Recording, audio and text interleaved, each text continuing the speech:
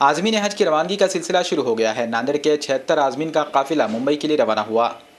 इस साल हज के लिए नांदेड़ से 700 से ज़ायद आज़मीन मुक़द्दस सफ़र के लिए रवाना हो रहे हैं। इससे कबल पहले काफिले में 2 आज़िम नांदेड़ से रवाना हो चुके हैं। दूसरे काफिले में नांदेड़ से 76 आज़मीन रवाना हुए। नांदेड़ से बजरिया ट्रेन मुंबई के लिए इन आज़मीन की रवानगी हुई। मुंबई से 9 अगस्त को जिद्दा के लिए इन आज़मीन की रवानगी होगी।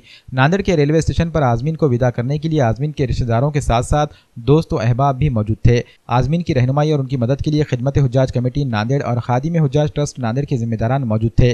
तीसरे काफिले में 237 आज़मीन नांदेड़ से रवाना होंगे, जबकि चौथे काफिले में 123 आज़मीन नांदेड़ से बजरिया ट्रेन रवाना होंगे। मुंबई एम्बार्केशन पॉइंट से नांदेड़ जिले से जाने वाले आज 76 आज़मीन हैं और उनके साथ साथ वाले काफिला जो है वो आज मुंबई के लिए रवाना हो रहा है। इनका फ़्लाइट 9 तारीख को सुबह 10:35 पे होगा।